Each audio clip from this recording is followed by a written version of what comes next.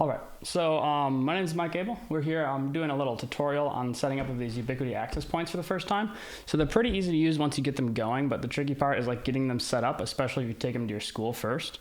They need to be on a network that's kind of unmanaged and has access to the internet to update for the first time. Once you have it updated, you're pretty good to go. They have a lot of features for like enterprise and businesses that you're not going to use, but you just need to get set up right the first time. So in order to get like started for like the first setup at your house, what you'll need is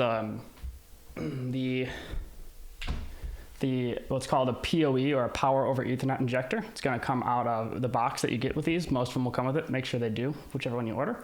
There's a port that says PoE and a port that says LAN. You're going to take an Ethernet cable out of your little satellite dish here and put this into the PoE port.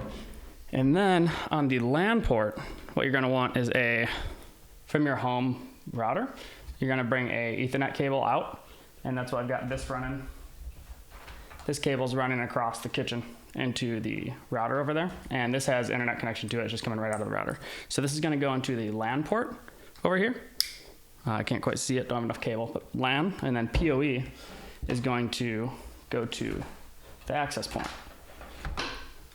Now, as soon as you plug this in, once you're plugged into the wall, you'll see it start to glow. It's a little bright in here, so I don't know if you'll be able to, but there'll be a little ring that starts flashing here.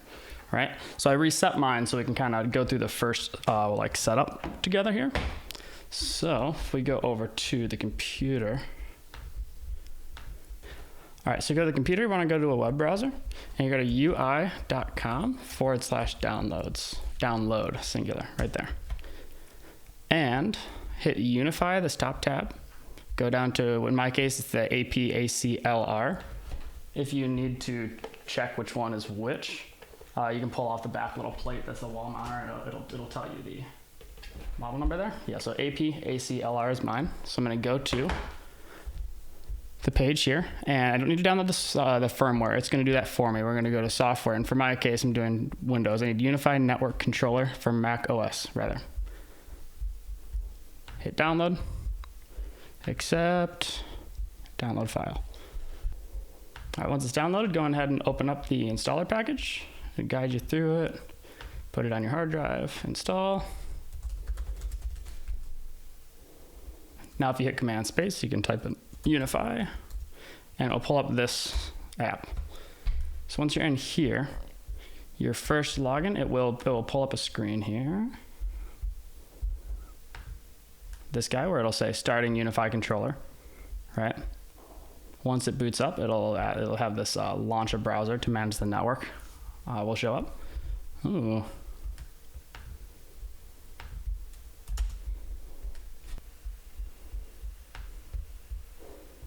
Okay, so now I've got this Unify controller, has started. So now hit launch a browser to manage the network.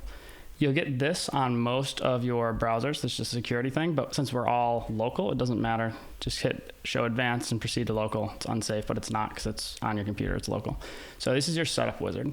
So you're gonna set your time, or your country, your time zone.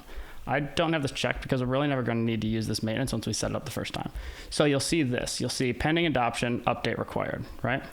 This is the update. It need to happen on your home network, not at the school, most of the time. So hit next. SSID. So in my case, if this was set up for the Cavaliers, I'd do Cavaliers audio. This is my home Wi-Fi network, so I'm going to do Michael's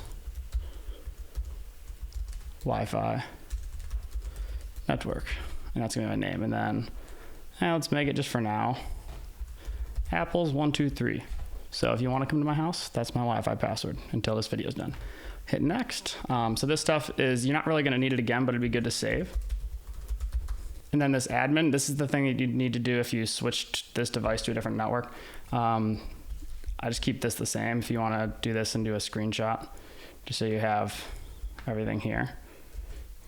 So you have this, and when Mac Command Shift 4 will let you do a screenshot, and that'll be saved to my desktop, so I'll be able to see the password. I don't think I'll end up needing it, but just in case. So cool. So now I've got a good password. All right, so we're gonna finish, and this is the cloud login.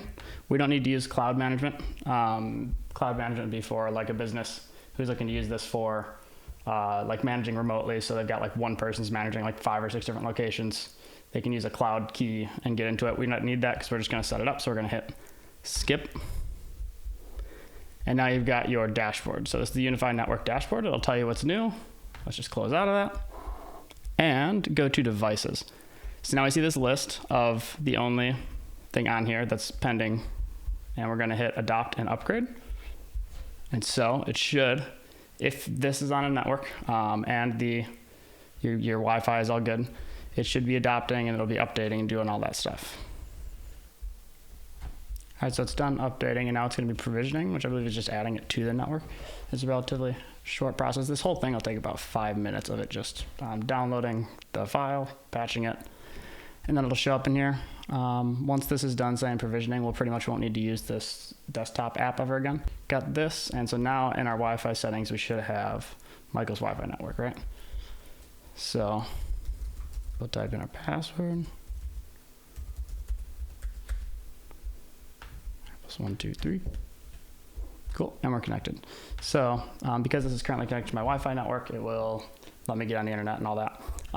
Something you can do, at least as far as like setup for utilization, and like say like a Yamaha TF5, plug this cable into the PoE port of the PoE injector, and then out of the LAN port, just go right into the control port of the mixer. It's the one that's not on like a Dante card. It's built into the console. Once you have that, once you connect to this, they both should give themselves a Wi-Fi or an IP address that's on the same subnet, and then everything should work just fine. And then these are relatively directional if you can get it to face the direction that you want to point. Like if you put it on a mixer, if you have like wireless mic poles, you can mount on the wireless mic pole facing the stands. Something else I'll show you over here. If you do have this controller app up, you can go to it'd be Insights. And then you can go to 5G here, and this will show you all of the networks in the area.